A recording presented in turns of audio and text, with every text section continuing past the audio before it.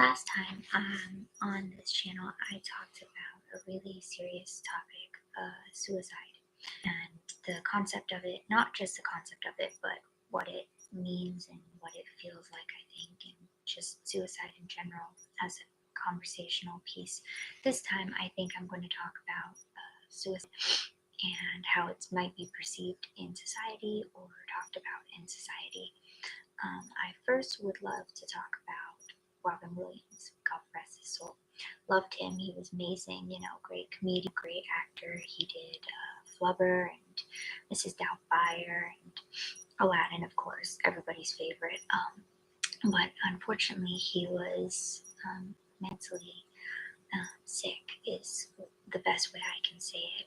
Just like me, just like everybody else, I feel like that deals with depression, and they're mentally, unfortunately, something I think is off. I'm not sure what 100%, but mentally sick. So he unfortunately decided that he couldn't live with the pain anymore, and he died a while ago, a few years ago anyway. And unfortunately, there are a lot of people that I've come across in my travels, in my work, and just in life who don't understand what it would be like or what it means to feel that way. Which, I mean, I'm very happy that they don't understand that, but I guess I'm here to shed a little bit of light on that subject. It's very painful, speaking personally anyway. I didn't understand it fully either until one day it just happened, I guess. And I suppose it was just the universe's way of making me a little bit more empathetic for people who could not express themselves that way and who felt that way. So here I am going to try and explain it the best I can. It's very painful. It feels almost like your heart is breaking, kind of slowly, actually, if you want to know the truth. And I know literally it's not breaking, otherwise, I'm sure I wouldn't be here to tell the story. But figuratively, it feels like it's breaking and crying a little bit. I'm not sure how to explain it any better than that. That my heart is just, it feels like it's crying, actually. It feels like it's sad. It feels like there's this overwhelming pain in my heart, which then translates to, unfortunately, the rest of my body. So until I felt that pain and until I understood what it meant every day, actually, I never really understood the big deal about it. I understood suicide, of course, is a big deal, but I always thought it was a light kind of topic that people talk about in TV or in movies. They talk about, just kill me, or, kind of use like this kind of motion if they're bored or they're angry or they've failed a test, and obviously then I thought if it was in TV, then it had to be just funny. It wasn't a big deal. But I'm here to say that I was sorely mistaken. That's not how it is. Unfortunately, to this day, TV shows and movies and books and even people in real life just do that all the time. They just think it's not that big of a deal. But I'm here to tell you that as someone who has suffered from this overwhelming sense of pain and not really a decision, but more of a mental ping pong table back and forth about whether or not it's a good idea or a bad idea, or whether I should or shouldn't, or you just feel this kind of back and forth of thoughts of suicide and things of that nature, then it's not funny.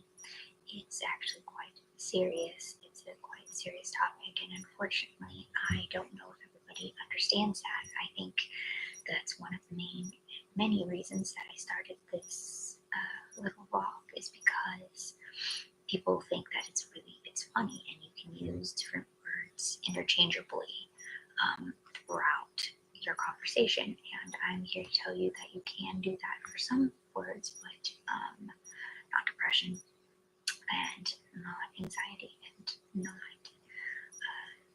suicide like we're talking about now. I think they're all very serious topics and very serious conversations that you should feel comfortable as a person to talk to a doctor, to a mom, to a family, to friends, to whoever you need to talk to about it. But I think sometimes in life or in entertainment industries, I think sometimes they make light of these different, very difficult topics that they may know a little bit about or may not know anything about. And in doing so, it makes people, I can't speak for everybody, but for myself anyway, it makes me feel like it's almost a joke. It's not taken seriously. It's not as important as, say, anything else, because you can not see it. You can see like transformations, like plastic surgery, or you can see, physical things, but you can't see mental things as easily unless someone's saying, hey, this is me and this is what I'm struggling with, or hey, I'm physically hurting myself, I'm physically throwing up, or I'm physically cutting myself, or whatever the case may be, unless they're physically doing something. And even then, people can hide it so easily. So even then, it's not that easy to notice unless someone's really looking, someone's really paying attention, or someone comes up to you and says, hey, this is me and I need help, and this is what I'm doing, and this is what I'm going through, and this is what I feel. So I would strongly urge or suggest, or however the wording may be, that in future, for TV shows, entertainment, magazines, movies, whatever the case may be, books, songs, that they find a different way to express themselves than different gestures such as this, or this, or this, or I could think of many more, but those are just a few examples of just, saying I'm bored or frustrated, or I can pass a test or something. I mean, I have not passed tests many, many, many times, unfortunately, but I've never associated that with what I'm talking about now, because they're very different things. I've been upset that I haven't passed the test. I've been frustrated. I've been angry. I've been annoyed. I've been all these other things. I've been, sad. I've been stressed out.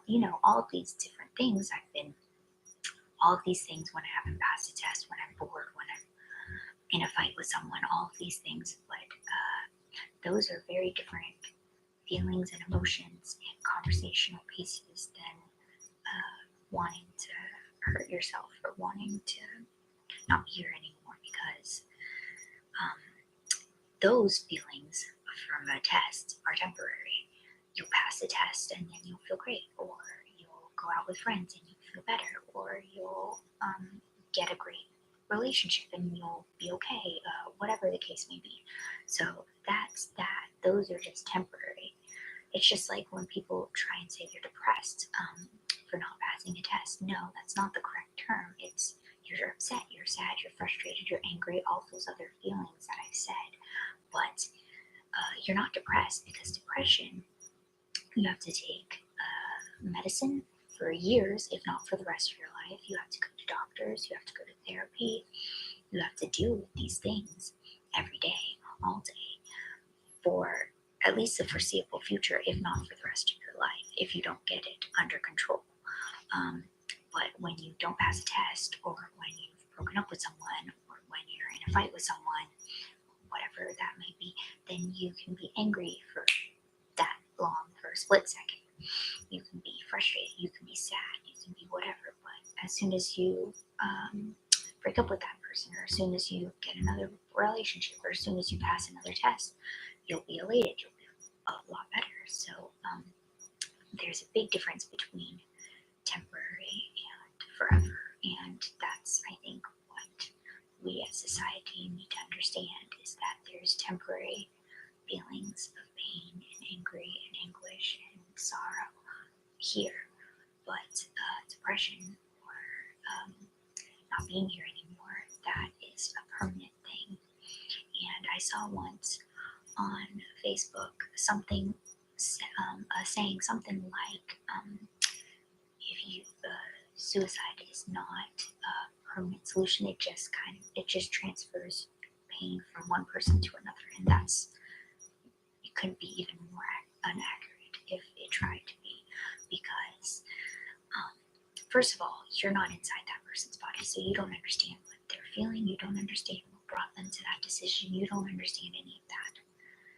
Second of all, it's kind of like, I think I've used this analogy before, but it's like cancer, because at the end of the day, they're not suffering anymore, and you have to kind of think of that like when someone dies and someone says, well, they're not suffering anymore, they're in a better place. It's kind of the same thing. You might feel upset, you might feel sad, you might feel even a little guilty that you didn't know that they were feeling all of these different things that led them to this life-altering decision. But at the end of the day, it is their decision, and they have felt so much pain, so much emotion, which, let me tell you, is very overwhelming as someone who feels emotion all of the time, way too much of it. But it will make them at peace. They'll be up in heaven or wherever you believe they go. You might just believe they're dead, which is okay too. But then they don't feel that pain anymore. They don't have to be tired anymore. They don't have to be run down anymore. They don't have to feel overwhelmed anymore.